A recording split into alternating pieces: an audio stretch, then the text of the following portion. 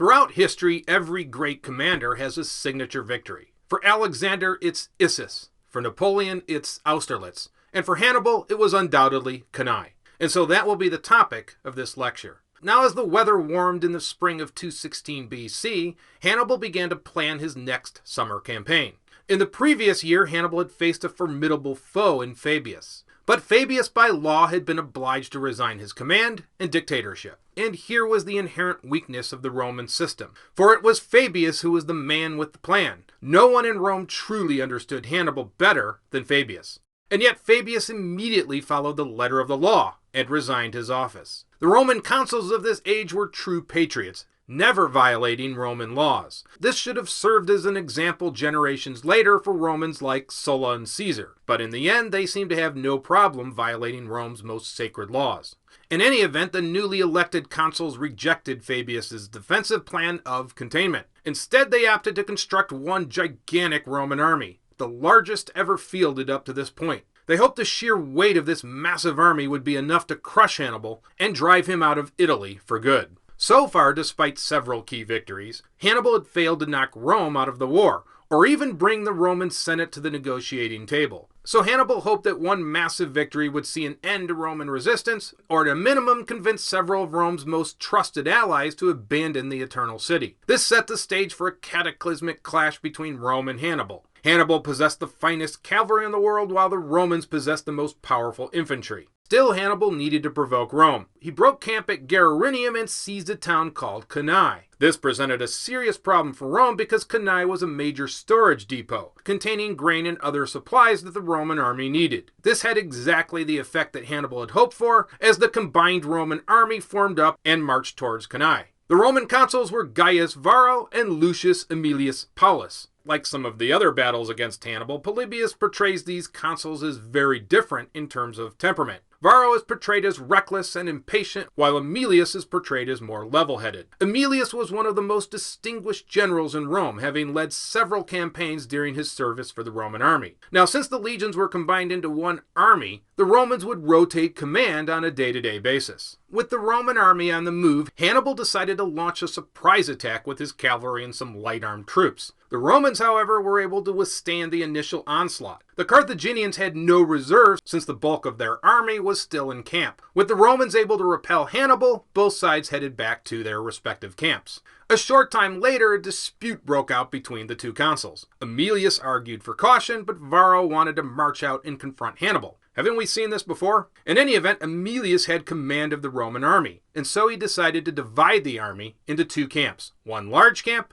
and one smaller camp. It was the job of the Roman units at the smaller camp to protect foragers while at the same time harass the Carthaginian foraging parties. Meanwhile, Hannibal opted to establish his position on the same side of the river as the stronger Roman camp. He offered battle to Aemilius, but Aemilius refused to take the plunge, and instead decided to strengthen both Roman camps. Hannibal finally gave up and sent the bulk of his army back to camp, except for the Numidians, who were ordered to disrupt the Roman supply lines of water. The boldness of the Numidians was such that they galloped right up to the Roman camp and prevented anyone from leaving it to gather water. This enraged the other consul, Varro, and so the next day, when it was his turn for command, he ordered all Roman forces to form up across the river. It appears Varro's legions crossed the river first, and Hannibal crossed a short time later, just down the riverbank. The Romans formed up in their usual three-line formation in the center. The Roman cavalry was placed on the right wing against the river, and the stronger allied cavalry was placed on the left. Polybius indicates the total size of the Roman army was nearly 90,000. Some modern historians have revised this number down, but it's safe to assume that the Romans greatly outnumbered Hannibal's forces. Polybius places the Carthaginian numbers at 50,000. The Roman strategy was simple. The sheer weight of the Roman heavy infantry would smash into the Carthaginian center. The strategy was bold and decisive and very Roman. It would have worked against almost any other general. The reason it didn't was due more to the fact that they were fighting against a general without equal. Now, on the other side, Hannibal deployed his forces based on the particular fighting qualities of each unit, and here he arranged them almost like chess pieces. The Iberians and Gauls were placed in the middle, and the Libyan infantry from Africa was placed on the wings, right at the very edge of his infantry line. The Libyans were his shock troops, battle-hardened soldiers that were to launch an attack against the Roman flanks. According to Polybius, Hannibal had given the best armor and equipment to the Libyans. Much of this was actually Roman equipment seized from previous victories. Once again, these Libyans would be his shock formations. The heavily armed Libyans were thus split in half, with each side expected to wheel around and attack the Romans from the side. Hasdrubal led the Iberian and Gallic cavalry on the left with about 6,500 horse. Hanno had 3,500 Numidians on the right.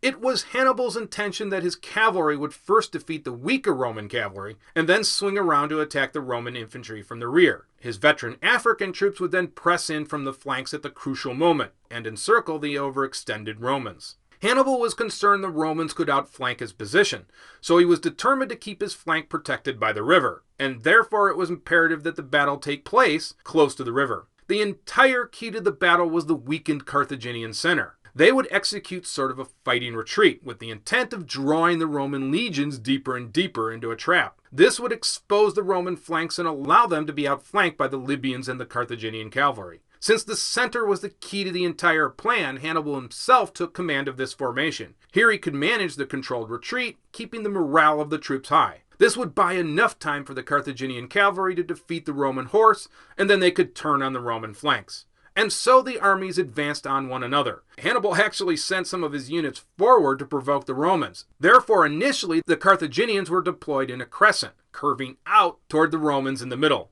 While this appeared to the Romans as a bold maneuver on Hannibal's part, Hannibal had no intention of sticking with this formation, as the thin Carthaginian center would eventually retreat and in a strange way reverse the crescent. The battle opened with an epic clash of cavalry on both flanks. In an interesting move, the Hispanic and Gallic horse dismounted and fought hand-to-hand. Polybius indicates this was the usual manner in which barbarians fought. It was their method of fighting. The Hispanic and Gauls routed the Roman cavalry, and many Romans were cut down on the spot. On the other flank, the Numidians fought more of a delaying action against the Romans. But when the victorious Hispanic and Gallic cavalry rode up, the Roman allied cavalry fled in terror. The Numidians pursued them right off the battlefield. While the Carthaginians were in the process of defeating the Roman cavalry, the masses of infantry from both sides advanced towards each other in the center of the battlefield. As Hannibal had planned, the sheer weight of the Roman infantry smashed into its weakened center, and the Carthaginians began to fall back. But as planned, this was a controlled retreat, carefully managed by Hannibal, who stood right with his men in the center. As the Romans broke through in the center, the flanks still saw virtually no action.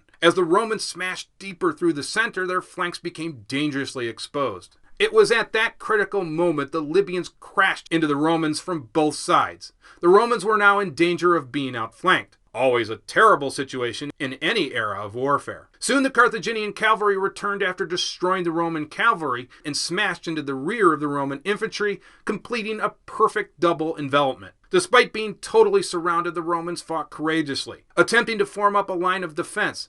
But as more and more Romans died, the cohesion slowly began to erode, and almost every Roman was slaughtered where they stood. The rout soon turned into a massacre. Aemilius himself was killed in combat. Polybius states that, quote, the loyal service he gave Rome all his life was unequaled by any other person, end quote. Varro, for his part, just barely made it out of the vice. Previously, 10,000 Romans had been dispatched to capture Hannibal's camp. But Hannibal had left a garrison. Now that the Roman army was annihilated, Hannibal could turn his attention to these 10,000 Romans assaulting his camp. Hannibal sent reinforcements to his camp and quickly took all of the Romans prisoner. The shocking victory was complete. The losses for the Romans were truly staggering. The battlefield was littered with tens of thousands of Romans. Perhaps as many as 70,000 Roman soldiers died on that fateful day. Only 14,000 troops managed to survive, most of whom were eventually taken prisoner. It was a total and utter catastrophe for Rome. Nothing stood between Rome and Hannibal. It now seemed that Hannibal was destined to destroy the Roman Republic, as no Roman army could stop him. Rome was no longer master of Italy, as the immediate countryside and coastline were now controlled by Hannibal. And for the first time, cities finally began to revolt.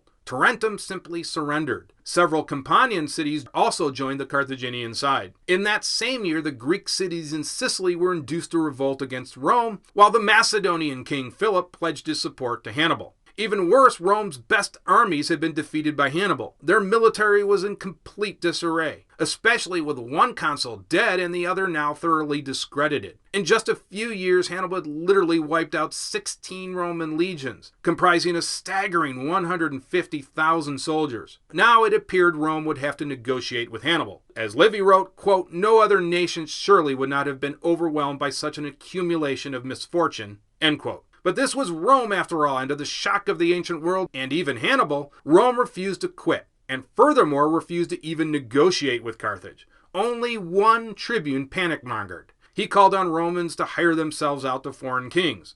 Such talk was considered treason in Rome. Romans were loyal to Rome, period. The tribune was quickly censured and forced to swear an allegiance to Rome for all time. And so Rome began another massive mobilization effort. New legions were raised. Fabius's grand strategy was reinstituted, and direct battle against Hannibal was to be avoided at all costs. If Rome couldn't defeat Hannibal in battle, they would just wait him out. But what a long time that would take, nearly 2 decades. And for Hannibal, well, he had reached the pinnacle of his success. He collected 200 rings from the Roman dead and sent them to Carthage as proof of his great victory. The rings were poured onto the floor of the Carthaginian Senate. The Battle of Cannae is still studied today in military academies around the world. It is held up as the standard for battles of envelopment.